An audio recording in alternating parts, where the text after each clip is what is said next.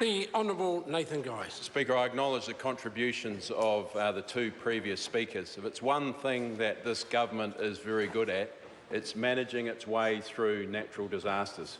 I was thinking about the Christchurch earthquakes and the Pike River disaster. I mean, this government has a lot of experience in being very reassuring to New Zealanders and actually to our international partners as well. And I acknowledge all of the international support that is still pouring in from around the globe, people ringing the Prime Minister and others indicating offers of support, and we acknowledge that and we thank them very much. Also, this government has shown that it can respond when we have other challenges, and I was thinking we've had a few in the primary sector with WPC 80 and the 1080 criminal blackmail scare as well. I mean, this government has a huge amount of experience in reassuring New Zealanders and reassuring international partners around the world that we can perform in we are in good shape when it comes to dealing with natural disasters or issues that this government has had to deal with over a period of time. But importantly this afternoon, I want to focus back on the issue that we're dealing with now, a significant earthquake event and aftershocks that has rattled North Canterbury, the east coast of the South Island, right through actually the North Island as well. We think about the 1600 aftershocks, we think about the 100,000 landslides that are estimated. Of course, we've seen the visuals of those affecting the state highway network and the rail network, but we shouldn't forget that these landslides have affected a huge amount of rural property. And there are huge tracts of sheep and beef land and also dairy land in the areas that have been affected. Personal property. This is going to be a massive bill for a lot of our rural communities to cope with. Of course, they'll have insurance. They'll work, a lot of them will. They'll work through with EQC, with their own personal property.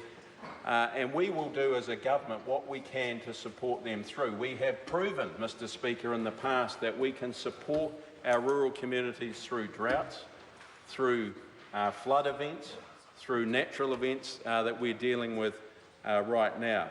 And I'm pleased to say that, as I mentioned in the question to the House a few moments ago, that all of the dairy cows are now being milked. I thought it was fantastic that, I think it was TV1 last night, was showing on 7 Sharp, a farmer down in North Canterbury, Dan Gulty, who his whole dairy system, his whole cowshed and his yard and facilities had been devastated by this earthquake.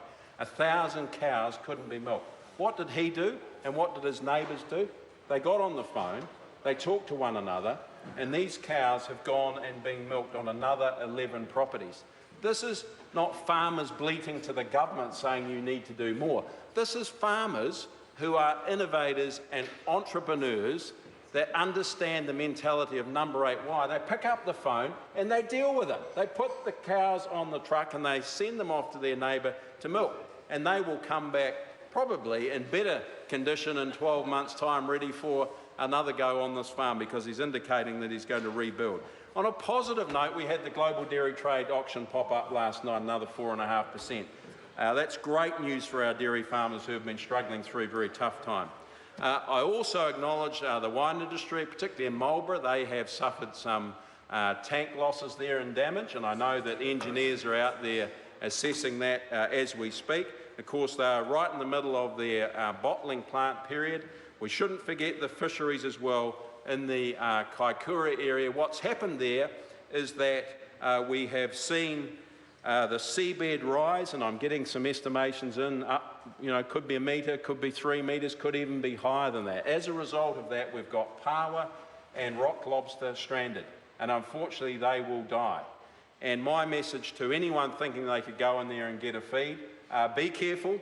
MPI food safety scientists are out there now saying this fish will rot very quickly and you'll get foodborne illness if you're not careful. We will work with the fishers what we need to do to rebuild this fishery. It is going to take some time. It is possible there will need to be temporary closures while we work on the overall biomass. But as I say, Mr Speaker, this has been a whole-of-government response. We're reassuring the community that we'll do what we can to get them back on their own 2 feet again. Thank you.